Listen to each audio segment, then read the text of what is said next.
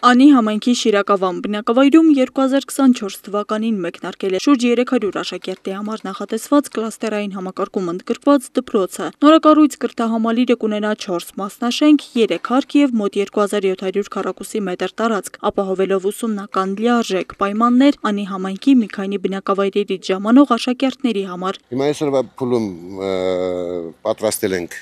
երկրորդ եւ ավարտում ենք այսօր երրորդ մասնաշենքի նախապատրաստական շեշտի կառուցումը, ընթացքում է նաև ամրանների, սյուների եւ հեծանների կառուցումը, որպես աշխատանքները գնում են Շին աշխատանքներին խանգարում են երբեմն անձրևային եղանակները, ինչը սակայն չի խոչընդոտում մարզպետի աշխատակազմի աշխատանքին։ Շինարարական աշխատանքներին տեղում հետևելու նպատակով Շիրակի մարզպետ Դավիթ Արուշանյանը սկսել է իր համայնքային շրջայցերը մեկնարկը տալով հենց Անի համայնքից։ Անի համայնքի ղեկավար Արման Սարիբեկյանի ուղեկցությամբ առաջին կանգառը Շիրակավան բնակավայրն էր։ Ընդհանուր առմամբ սկսել ենք մարզով համայնքներով շրջայցեր, հետևում ենք շինարարության գործընթացներին, ոչ միայն դպրոցները, նաև ասֆալտապատումը։ Մեր համար շինարարությունը հենց սկզբից տեսնում եք ինչ փուլերից ենք մենք սկսում վերահսկողությունը, որովհետև շատ կարևոր է, որ մենք հենց ի սկզբանե շինարարի վերահսկողություն ապահովենք, որպեսզի ստանանք որակով դպրոցներ, մանկապարտեզներ, ճանապարհներ հետագայում խնդիրներից խուսափելու համար, թե շինարարի համար, թե մեր համար։ Զարգացման ծրագրով ընթացող շինարարական աշխատանքները հուսով ենք 26 թվականին կավարտ ունենանք արդեն մեր ներքին ենթաշրջանում 2 նորակառույց դպրոցներ, 288 տեղանոց։ Կրթահամալիրի կառուցումը հաճելի նորություն ու սպասված փոփոխություն է բնակավայրերի համար։ Միավորել կողքի հարակից բնակիչները Կուսաննա գյուղ եւ Լուսախբյուր համայնքների վարչական տարածքների աշակերտների համար։ Համայրը շաբաթվա 6 օրը ստույգ առավոտից մինչև երեկո աշխատում են։ Նշենք, որ Շիրակավանի կրթահամալիրի ծրագրի ընդհանուր արժեքը 1 միլիարդ 995 միլիոն 600 հազար դրամ է կազմում։ Աշխատանքների ավարտը նախատեսվում է 2026 թվականին։ Պատասխանատուներն այնուհետև հետևել են Անի համայնքի Ջրափիի դպրոցի կառուցման աշխատանքներին։ Այս ծրագրի ընդհանուր արժեքը կազմում է 2 միլիարդ 16 միլիոն դրամ։ Ջրափիի կրթահամալիրը կմիավորի 6 բնակավայրերի դպրոցներ, այն եւս կլաստերային է։ Մենք շատ կարևորում ենք Շիրակավանի ու Ջրափիի դպրոցները, որովհետև իրենք սահմանամերձ գյուղեր են եւ այդ դպրոցները, որոնք կառուցում են, նաեւ կլաստերային դպրոցներ են։ Օրինակ Շիրակավանում 3 գյուղի համար է դպրոց կառուցվում, մոտ 300 երեխայի համար։ Հուսանք ժամանակի մեջ կտեղավորվեն, նաեւ մեր գործառույթներից մեկը դա է, ես միշտ ասել եմ, որակ եւ ժամկետ։ Խոշորամասշտաբ կրթական նախագծերը Շիրակի մարզում նպատակ ունեն ստեղծելու արդի կրթական միջավայրեր, բարելավելով կրթության հասանելիությունն ու որակը մարզաբնակ երեխաների համար։ Աստղիկ Խաչատրյան, Խան Հովհաննիսյան, այսօր։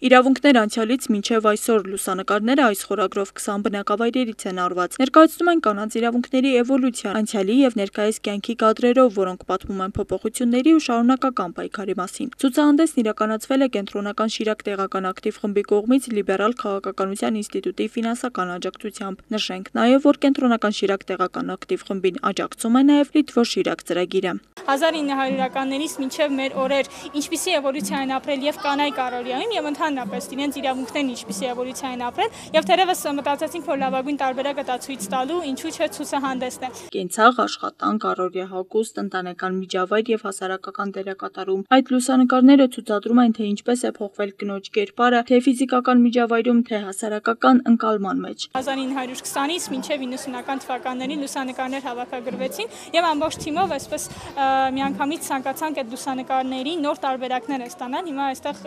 մարդիկ մեր բոլոր հյուրերը տեսնում են նույն լուսանկարների արդեն ժամանակակից տարբերակներ։ Այստեղ մենք խոսում ենք, թե օրինակ հարցանեկան զգեստներ ինչպիսի էվոլյուցիա են ապրել, կանայք աշխատանքում ինչպիսի փոփոխություններ են ունեցել, հիմնականում այն ժամանակ աշխատել են կարի արտադրամասներում, հիմա մենք ունենք լուսանկարիչ կանայք, ծրագրավորող կանայք, այսինքն թե ինչքան են նրանց իրավունքները աճել, զարգացել, կանայք ինչքան են իրենց իրավունքներին տեր կանգնել, որ հիմա գրեթե բոլոր ոլորտներում մասնագիտական, քաղաքական ոլորտներում մենք կանանց տեսնում ենք։ Ցուցահանդեսում ընդգրկված են Կենտրոնական Շիրակ տեղական ակտիվ խմբի կազմում գտնվող բոլոր 20 բնակավայրերը նախաձեռնությունն ու ծրագիրը իրականացնելը մեծ նշանակություն ունի նաև ֆինանսավորող կողմի համար։ Բնականաբար շատ ուրախ եմ, որ մեր այս ծրագիրը կայանում է այսօր Գյումրիում, ունի այսպիսի մեծ հետաքրքրվածություն եւ կարծում եմ, որ սա խթան կառաջանա հետ գնալու եւ մի հատ ավելի ուշադիր նայելու իրապես կարծրատիպերը, մեր ավանդույթները, մեր ապրելակերպը ինչպես է փոխվել եւ ինչպես ենք մենք ինքներս փոխվել պայքարում։ Ցուցահանդեսի շրջանակում կազմակերպվել էր նաև քննարկում տարբեր ոլորտներում ներգրաված կանանց մասնակցությամբ։ Հյուրերն անդրադարձան կանանց իրավունքների պաշտպանությանը, ներկայիս մարտահրավերներին եւ հավասարության գաղափարախոսության կարեւորությանը քաղաքական, կրթական, մշակութային եւ սոցիալական դաշտերում։ Աստղիկ Խաչատրյան, Մարտին Գևորգյան, այսօր։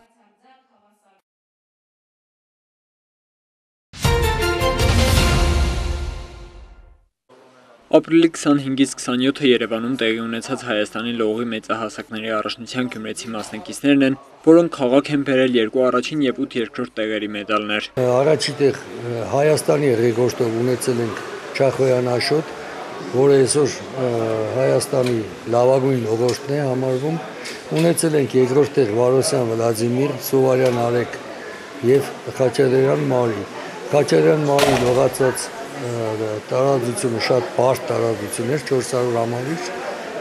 գերազանց լողացավ, ցույց տվեց առաջի կարգին մոտ արդյունք։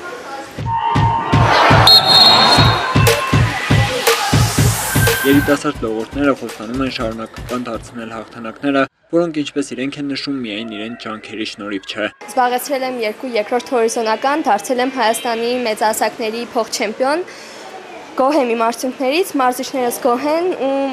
ջանք չեմ խնայի, կաշխատեմ ավելի լավ, որպեսզի մնացած մրցումներին ավելի լավ արդյունք ցուցաբերեմ։ Շնորհակալություն եմ ուզում հայտնել իմ մարզիչներից, որովհետև իրենց շնորհիվ է, որ հասել եմ այսքան արդյունքների ու հաստատ կհասնեմ ավելիին նորից իրենց շնորհիվ։ Երկրորդ անգամ մասնակցեցի մրցման մեծահասակների առաջնություններ, գոհ եմ արդյունքներից, ուզում ենք գերազանցել իմ արդյունքները։ Լողացել եմ 50-100-200 մետր թիկնալող։ Գյումրու ջրային մարզաձևերի մանկապատանեկան մարզադպրոցի ուսմասվար Հովհաննես Մելքոնյանի խոսքով մարզչական կոլեկտիվը գոհ է սաների գրանցած արդյունքներից։ Հայկական լողը միջազգային ասպարեզում դեռ կաղում է, բայց սաների պակաս աշխատելու արդյունքը չէ։ Մեր ցավոտ կողմը մեր Գյումրու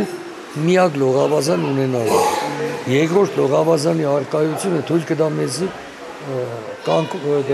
մրցակցություն ապահովելու։ Մրցակցության դեպքում բնականի արդյունքներն ավելի լավ կլինեն։ Թե մարզիչները, թե սաները խոստանում են անել ամեն ինչ այս սպորտաձևում Հայաստանի դիրքերը բարելավելու համար, բայց այս գործում պետական աջակցությունը խիստ անհրաժեշտ է։ Հրաչ Սահակյան, Խան Հովհաննիսյան, Հայկ Գաբրիելյան, այսօր։ Տեղի է ունեցել բարձր տեխնոլոգիաների ոլորտում համաշխարհային ներդրման համար Հայաստանի Հանրապետության պետական մրցանակի հանձնման 15-րդ արարողությունը։ Միջոցառմանը ներկա են եղել վարչապետ Նիկոլ Փաշինյանը, նախագահ Վահագն Խաչատուրյանը, օրենսդիր եւ գործադիր իշխանությունների ներկայացուցիչներ, հյուրեր։ Վարչապետ Նիկոլ Փաշինյանը բարձր տեխնոլոգիաների ոլորտում համաշխարհային ներդրման համար Հայաստանի պետական մրցանակը հանձնել է ճապոնացի գիտնական ApeLab կոնսորցիումի հիմնադիր արհեստական բնականության գործընկեր համակարգի Locomtech Apes լաբորատորիայի նախագահ Յոշիակի Դեյմոն Հագիվարային։ Կարևոր մրցանակ եմ համարում Հայաստանի Հանրապետության համար, որտեղ այսպիսով ի վերջո մենք որպես պետություն մեր հարգանքի տուրքն ենք մատուցում այն անձանց, ովքեր շատ կոնկրետ ազդեցություն են ունեցել ժամանակակից կյանքի ձևավորման գործում եւ սա նաեւ ինչ որ առումով գլոբալ այդ process-ներին մեր մասնակցության մի ձևաչափ է, որը մենք շատ կարեւոր ենք համարում։ Իհարկե նաեւ նման մասշտաբի գործիչների այցելությունը Հայաստան, նրանց շփումները մեր ուսանողների հետ, մեր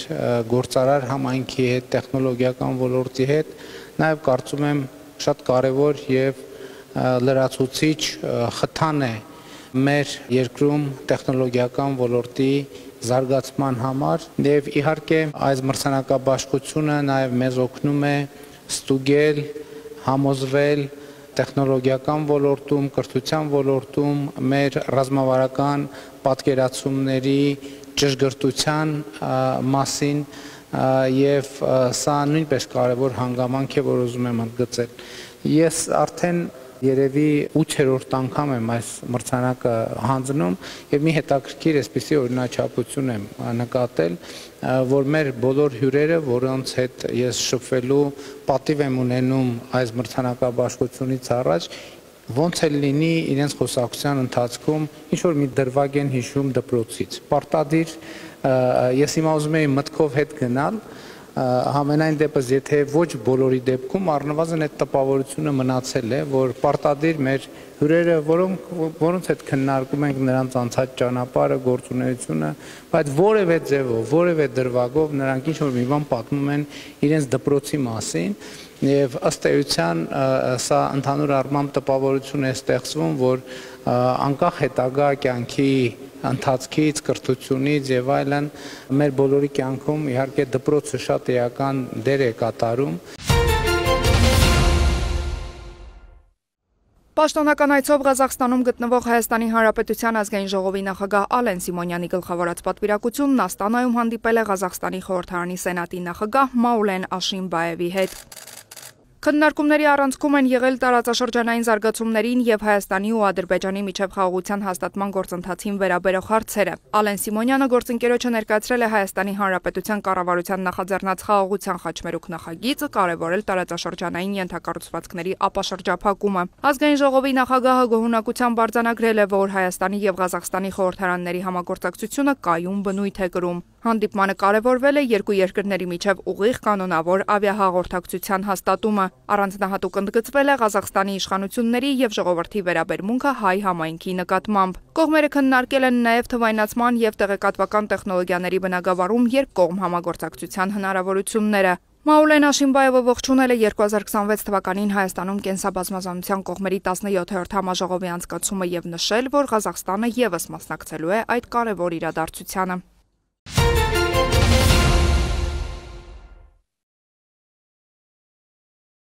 Ունենք շատ լուրջ եւ համակարգային խնդիրներ բարձրագույն կրթության եւ գիտության ոլորտներում։ Բարձրագույն կրթությունը տարիների ընթացքում հեռացել է հետազոտահենք կրթության օրակարգից, ձևափոխվելով միայն դասախոսությունների վրա հիմնված գործընթացի, հաճախ որակի եւ մրցունակության էական թերացումներով։ Այս մասին կառավարության այսօրվա նիստին ասել է կրթության, գիտության, մշակույթի եւ սպորտի նախարար Ժաննա Անդրեասյանը։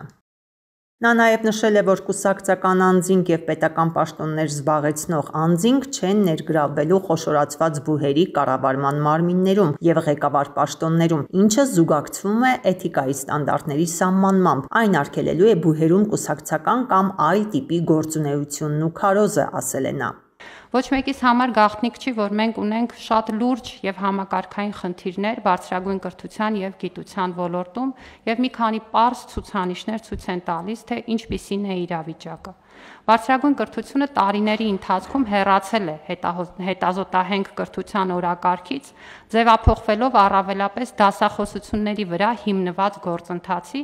հաճախ որակի եւ մրցունակության էական թերացումներով։ 2005 թվականից մինչև հիմա փաստացի անցում չի կատարվել բարձրագույն կրթության 3-րդ մակարդակին եւ չեն դրվել միջազգային արդի պահանջներին համապատասխանող մասնագետների պատրաստման օրենսդրական հիմքերը, ինչի հետևանքով փաստացի չի գործում բարձրագույն կրթության երաստիճան համակարգը եւ փոխարենը գիտական աստիճանի շնորհումը չի դիտարկվում իբրև կրթության մաս, այլ պահպանվում է գիտական աստիճանաշնորհման սովետական համակարգից ժառանգած երկաստիճանությունը։ Գիտական գործունեությունը կազմակերպվում է հիմնականում գիտահետազոտական ինստիտուտներում, չնախատեսելով որևէ ինստիտուցիոնալ գործիքակազմ բուհական համակարգի հետ համագործակցության առումով։ Միևնույն ժամանակ գիտական գործունեությունը առանձին է նաև տնտեսական ոլորտից եւ ըստ էության խաթարված է բուհ, հետազոտություն, տնտեսություն եռանկյունը։ Տարիների ընթացքում նաև թերի իրավական դաշտը, անբավարար ֆինանսական ռեսուրսները ձևավորել են այս կազմակերպական ձևերի միջև որոշակի անտագոնիզմ եւ իրականում այս պահին համագործակցությունը, եթե նույնիսկ ցանկություն կա, հանդիպում է շատ լուրջ խոչընդոտների։ Մենք ունենք նաև շատ լուրջ խնդիրներ կապված մեր գիտական աշխատանքում ներգրավված ուրեմն աշխատակիցների տարիքային կազմի հետ եւ այս ինստիտուցիոնալ ոչ բավարար վիճակը չի նպաստում նաև ինստիտուցիոնալ սերնդափոխությանը։ Եթե մի քանի թվերով ասեմ, հիմա մենք ունենք պետական բազային ֆինանսավորում ստացող 44 գիտահետազոտական կազմակերպություններ, որոնցից 36-ը գտնվում են ակադեմիայի ուրեմն համակարգում եւ փաստացի այս ուրեմն կազմակերպություններում նաեւ մրցակցայնության ու մասնակցայնության հաշվետվողականության խնդիրներ ունենք։ Մի պարզ ցուցանիշով ուրեմն այս համակարգում ներգրաված յուրաքանչյուր ավելի քիչ քան 2 գիտական աշխատակցին զուգահեռ ներգրաված է 1 վարչական կամ սպասարկող աշխատակից։ Առաջին անգամ, երբ անձը վարորդական վկայականի իրավունք ստանալու քննությունից բացասական գնահատական է ստանում թե տեսական, թե գործնական քննությունը, հաջորդ ամենասեղմ ժամկետը 1 շաբաթ անց վերահանձնելն է, բայց ունենք բազմաթիվ խնդրանքներ, դիմումներ քաղաքացիներից, որոնք պատրաստ են արագացված ծառայություններ ձեռք բերել եւ դրա դիմաց ոչ թե 7 օր անց վերահանձնել քննությունը, այլ պայմանականորեն հաջորդ օրը կամ 3-4 օր հետո։ Այս մասին կառավարության այսօրվա նիստին ասել է ներքին գործերի նախարար Արփինե Սարգսյանը, ներկայացնելով ոլորտը կարգավորող հավելյալ հնարավորությունը։ Առաջին անգամ, երբ որ անձը բացասական գնահատական է ստանում թե տեսական, թե գործնական քննության տեսանկյունից, հաջորդ ամենասեմ ժամկետում հնարավորությունը դա 1 շաբաթ անց վերահանձնելն է տեսական եւ գործնական քննության, բայց ունենում ենք բազմաթիվ խնդրանքներ, դիմումներ մեր քաղաքացիներից, որ պատրաստ են արագացված ծառայություններ ձեռք բերել եւ դրա դիմաց ոչ թե 7 օր անց հանձնել, վերահանձնել քննությունը, այլ օրինակ պայմանական հաջորդ օրը կամ 3 օր հետո կամ 4 օր հետո, որովհետեւ լինում են իրավիճակներ, երբ որ կարիք կա մի կողմից հարմարավետության տեսանկյունից ավելի արագ հանձնել քննությունը, մյուս դեպքում կարիք կա գործնական առանցությունից ելնելով քննությունը հանձնել շատ ավելի սեմ ժամկետում։ Ըստ այդմ առաջարկում ենք առաջին անգամ բացասական ստանալու դեպքում հաջորդ օրը քննության մասնակցելու համար սահմանել հավելյալ վճարով քննությունը հանձնելու հնարավորություն, այն կկազմի 45000 ՀՀ դրամի չափով եւ առաջին անգամ բացասական ստանալու դեպքում եթե ոչ թե հաջորդ օրը անձը ցանկություն ունի, այլ երրորդ օրը, ապա այս դեպքում կրկին էքստրա վճարի տրամաբանության մեջ եւս 30000 ՀՀ դրամ վճարելու պայմանով անձը կարող է շատ ավելի սեմ ժամկետում հանձնելու քննությունը։ Բայց ուզում եմ նորից շեշտել, որ սա հավելյալ հնարավորություն է մեր քաղաքացիների համար, այսինքն ստանդարտ սպասելաժամանակը, որը 7 օր անց վերահանձնում է, սա պահպանում ենք։ Եթե անձը ցանկություն ունի եւ ունի հնարավորություն հավելյալ վճարի դիմաց ստանալու հավելյալ ծառայություն, ապա այս դեպքում թողնում ենք այս իրավական հնարավորությունը։ Դժվարություն չկար, հարց ու պատասխանա մտնում ես այդ կայքը, անում ես եւ լինում է։ Էմմա Մարտիրոսյանը եկամուտների տարեկան հայտարարագիր է լրացրել դեռ 2024-ին, կամավոր։ Կոնսերվատորիայի երկարամյա աշխատակիցը ընկերներին էլ է խորհուրդ տվել հայտարարագիր լրացնել ու օգտվել սոցիալական ծախսերի փոխհատուցման հնարավորությունից։ Շատ արագ մի քանի օր հետո նստեց 50000-ը։ Ու մենակ իմ մոչի, էլի ես ունեմ ընկերներ, որոնք հայտարարագրվել են ու նստել են։ Գործընթացը փուլային է, մեկնարկել է 2024-ից, հայտարարագրել են 2023-ի տարեկան եկամուտները։ 2024 հաշվետու ժամանակաշրջանի համար հայտարարագիր ներկայացրել են 46000 քաղաքացի, որից սոցիալական ծախսի փոխհատուցում ստացել են 20480 քաղաքացի, մոտավորապես 1 միլիարդ 843 միլիոն դրամի չափով, որը մոտավորապես 5 անգամ գերազանցում է 2023 հաշվետու ժամանակաշրջանի համար սոցիալական ծախսի փոխհատուցում ստացած անձանց քանակը։ 2025-ից մեկնարկել է եկամուտների տարեկան հայտարարագիր լրացնելու երկրորդ փուլը։ Հիմա արդեն ծրագրին միացել են նաև վարձու աշխատող քաղաքացիները։ Մինչև այժմ սոցիալական ծախսերի դիմաց փոխհատուցում է ստացել ավելի քան 25000 քաղաքացի։ Ընդհանուր վճարվել է մոտ 2.3 միլիարդ դրամ։ Կոնկրետ ես եւ ամուսինս հետ վերադարձ ենք ստացել տղայիս ուսման համար վճարած վարձի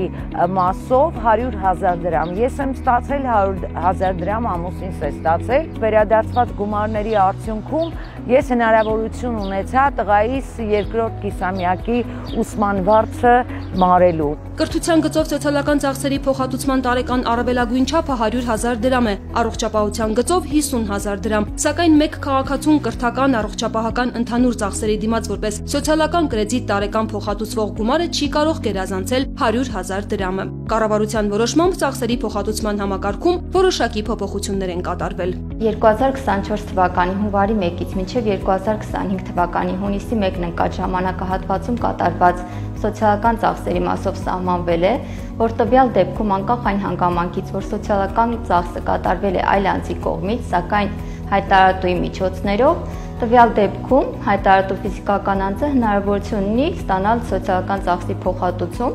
եթե ծառայություն մատուցողի ներկայացնի համապատասխան փաստաթուղթ այն մասին, որ փաստացի վճարումը կատարվել է իր միջոցներով։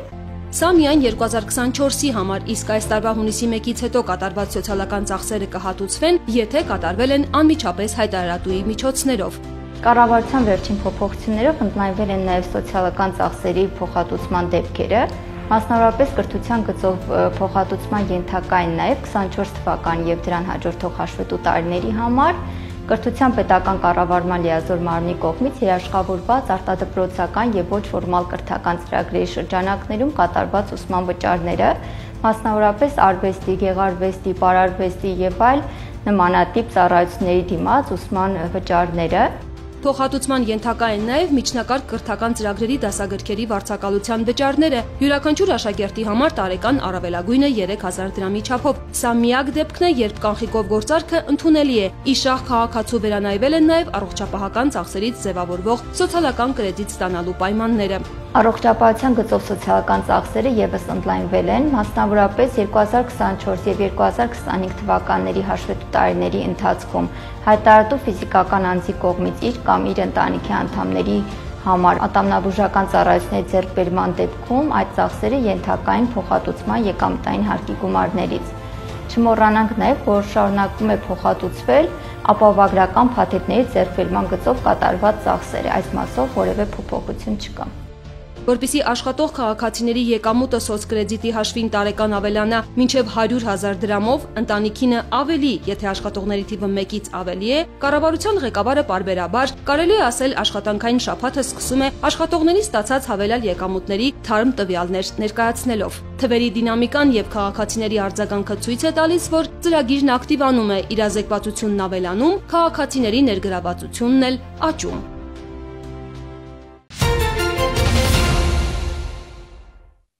Մոսկվայի եւ Կիևի ներկայացուցիչները մեկնել են Թուրքիա մասնակցելու ռուս-ուկրաինական բանակցություններին։ Ռուսական պատվիրակությունը ներկայացնում են Վլադիմիր Պուտինի օգնական Վլադիմիր Մեդինսկին, որը գլխավորում էր ռուսական պատվիրակությունը նաեւ 2022 թվականի Ստամբուլյան բանակցություններում։ Փոխարտգործնախարար Միխայիլ Գալուզինը, զինված ուժերի գլխավոր շտաբի գլխավոր վարչության պետ Իգոր Կոստյուկովը, պաշտպանության փոխնախարար Ալեքսանդր Ֆոմինը եւ ոլորտային փորձագետներ։ Բանակցություններին ընդառաջ Վլադիմիր Պուտինը Կրեմլում ընդունել է ռուսական պատվիրակության անդամներին։ Ակնկալվում է, որ ուկրաինական կողմը ներկայացնելու են նախագահի գրասենյակի ղեկավար Անդրեյ Երմակը, պաշտպանության նախարար Ռուստեմ Ումերովը, նախագահի խորհրդական Իգոր Ժովկվան եւ արտգործնախարար Անդրի Սիբիհան, որը Թուրքիայում արդեն հանդիպում է ունեցել ԱՄՆ պետքարտուղար Մարկո Ռուբիոյի հետ։ Վոլոդիմիր Զելենսկին եւս մեկնել է Թուրքիա, սակայն նա Անկարայում հանդիպելու է միայն Ռեջեփ Էրդողանի հետ։ Զելենսկին ավելի վաղ հայտնել էր, որ բացի Վլադիմիր Պուտինից ռուսական պատվիրակության այլ ներկայացուցիչների հետ հանդիպել չի պատրաստվում։ Դոնալդ Թրամփը նույնպես հայտարարել էր, որ կմասնակցի բանակցություններին միայն եթե Ռուսաստանի նախագահը որոշի մեկնել Ստամբուլ։ Միևնույն ժամանակ ԱՄՆ նախագահը նշել է, որ պատրաստ է մայիսի 16-ին մեկնել Ստամբուլ անհրաժեշտության դեպքում մասնակցելու ռուս-ուկրաինական կարգավորման բանակցություններին։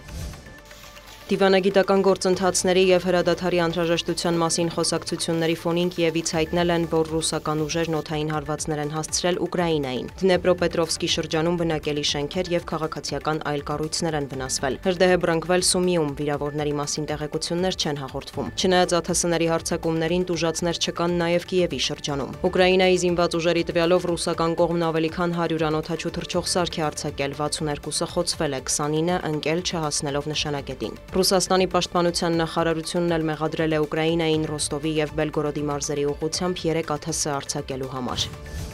Դոնալդ Թրամփը Սաուդյան Արաբիայում հանդիպումներից եւ միլիարդավոր դոլարների գործարքներից հետո մեկնել է Կատար։ Հատկանշական է, որ այս մերձավոր արևելյան շրջագայությունը ԱՄՆ նախագահի պաշտոնում ընտրվելուց հետո Դոնալդ Թրամփի առաջին աշխատանքային այցն է արտերկիր, ինչն ամերիկյան ԶԼՄ-ներն արդեն պատմական են որակում։ Կատարի էմիր Թամիմ բին Համադ Ալ-Թանին բովանդակալից է որակել Դոնալդ Թրամփի հետ բանակցությունները տեղեկացրել, որ բացի երկկողմ հարցերից քննարկվել է նաեւ մերձավոր արևելքում ստեղծված իրավիճակը։ Նա հույս է հայտնել, որ Կատարի եւ Միացյալ Նահանգների հարաբերությունները հարաբերությունները կբարձրանան նոր մակարդակ։ ԱՄՆ նախագահի խոսքով էլի թիվը սայլնի անդրադարձ է կատարվել ռուս-ուկրաինական հակամարտությանը եւ Իրանին։ Դոհայում կողմերը համագործակցության հռչակագիր եւ մի շարք համաձայնագրեր են ստորագրել, պաշտպանության ոլորտում փոխըմբռնման հուշագիր է կնքվել։ Բացի այդ, Սպիտակ տունը հայտնել է, որ Qatar Airways-ը ռեկորդային ավելի քան $200 միլիարդ Boeing-ի 160 ինքնաթիռի պատվեր է տվել։ Կատարը նաև MQ-9B անօդաչու թռչող սարքեր ձեռք կբերի։ Սպիտակ տան մամուլի հաղորդագրության համաձայն ստորագրված համաձայնագրերը ենթադրում են առնվազն $1.2 տրիլիոն տնտեսական փոխանակումներ, իսկ կնքված գործարքների ծավալը գերազանցում է $243 միլիարդ։ Իրանի գերագույն հոգևոր առաջնորդի քաղաքական, ռազմական եւ միջուկային հարցերով խորհրդական Ալի Շամխանին հայտարարել է, որ Թեհրանը պատրաստ է վերացնել բարձր հարստացված ուրանի պաշարները, որոնք կարելի է կիրառել միջուկային զենք արտադրելու նպատակով։ Նրա խոսքով Իրանը կարող է համաձայնել հարստացնել ուրանը միայն ցածր մակարդակով քաղաքացիական նպատակներով օգտագործելու համար, եթե Միացյալ Նահանգները անմիջապես վերացնի բոլոր պատժամիջոցները։ Շամխանին նշել է, որ իրանական կողմի պայմանները բավարարելու դեպքում Թեհրանը պատրաստ է արագ համաձայնագիր ստորագրել։ Պաշտոնյան քննադատել է ԱՄՆ նախագահ Դոնալդ Թրամփին ասելով, որ նա խոսում է խաղաղության մասին, բայց իրականում միայն փորձում է ճնշում գործադրել Իրանի վրա։ Շամխանին շեշտել է, եթե Վաշինգտոնն ազատվի Նեթանյահուի ազդեցությունից, ապա Թեհրանի հետ համաձայնությունն իրական կլինի։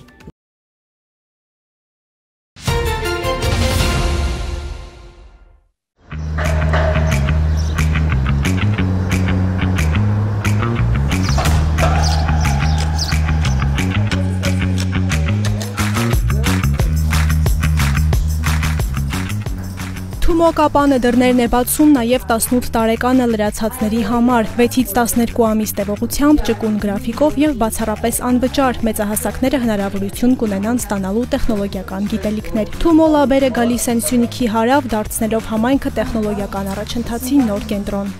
Հունիսից սկսելու ենք նաև մեծահասակների կրթություն եւ հենց այդ նպատակի համար Թումո Labs-երը Կապանում սկսում ենք այդ ծրագիրը, որը նախատեսված է տեխնոլոգիական կրթությամբ հետաքրքրվածների համար, JavaScript, մեքենայական ուսուցում եւ Python-ով հետաքրքրվողների համար է դա նախատեսված, 3 այս ուղղություններից մեկը կարող են ընտրել եւ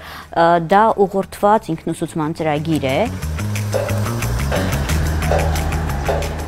Երևանից հետո Կապանը մարզային առաջին ուղղությունն է լաբերի գործունեության ընդլայնման համար։ Տեխնոլոգիական կրթությունը Երևանից դուրս հասանելի դարձնելը Թումո ստեղծարար կենտրոնի առաջնահերթություններից է։ Մենք տեղական աշխատաշուկան ու կրթական համակարգի կարիքները ուսումնասիրելուց հետո որոշեցինք, որ Կապանը կլինի շատ լավ սկիզբ մեր նպատակն իրագործելու համար։ Մենք ունենք այնպիսի հեռանկար, որպեսզի Կապանը դարձնենք երիտասարդական կրթության եւ տեխնոլոգիաների զարգացման, այսպես ասած, կենտրոն եւ Կապանի հենց ռազմավարական դիրքը շատ լավ նպաստում է մեր նմանատիպ հեռանկարին։ Ծրագրին կարող են մասնակցել բոլորը անկախ փորձից եւ ունեցած գիտելիքներից։ Սա եւս մեկ հնարավորություն է պահանջված մասնագիտություն ձեռք բերելու եւ շուկայում մրցունակ լինելու համար։ Շատ են դիմում, որ մեր տարիքը արդեն լրացել է, արդեն 19 անց ենք, բայց մենք ուզում ենք Թումո գալ, ինչ սովորել, եւ սա հենց այդ հնարավորությունն է բոլորի համար, ովքեր որ հետաքրքրված են։ Թումո Labs-երը դա ոչ միայն այն մարդկանց, այն չափահասների համար է նախատեսված, ովքեր արդեն որոշակի գիտելիքներ եւ որոշակի պատկերացումներ ունեն տեխնոլոգիական այդ ոլորտի, ովքեր հետաքրքրված են տեխնոլոգիական ոլորտով, այլ նաեւ սկսնակների համար, ովքեր կարող են գալ եւ զրոյից սկսել ուսումնասիրել եւ իրենց համար բացահայտել նոր ոլորտներ եւ նոր հնարավորություններ։ 2021 թվականից Թումո լաբերում ուղղորդված ինքնուսուցում է անցել մոտ 2000 ուսանող։ Ծրագրի ընթացքում մասնակիցները ստանում են թե տեսական, թե գործնական անհրաժեշտ գիտելիքներ, որից հետո կարողանում են աշխատանք գտնել տեխնոլոգիական ոլորտի լավագույն կազմակերպություններում։ Փորձում ենք զարգացնել մեր մասնակիցների փափուկ հմտությունները, ինչպես թիմում աշխատել, ինչպես հարցազրույցների մասնակցել, ինչպես կազմել ռեզյումեներ, որպեսզի ճիշտ ընտրվի եւ ճիշտ ընկալվի կազմակերպությունների կողմից։ Այսինքն փորձում ենք զարգացնել այն բոլոր ուղղությունները, որոնք իրենց հետագայում կօգնեն աշխատաշուկա մտնելու համար։ Մայիսի 15-ին ժամը 19-ին Թումո Կապանում տեղի կունենա տեղեկատվական հանդիպում, որի ընթացքում ցանկացողները կստանան հետաքրքրող բոլոր հարցերի պատասխանները։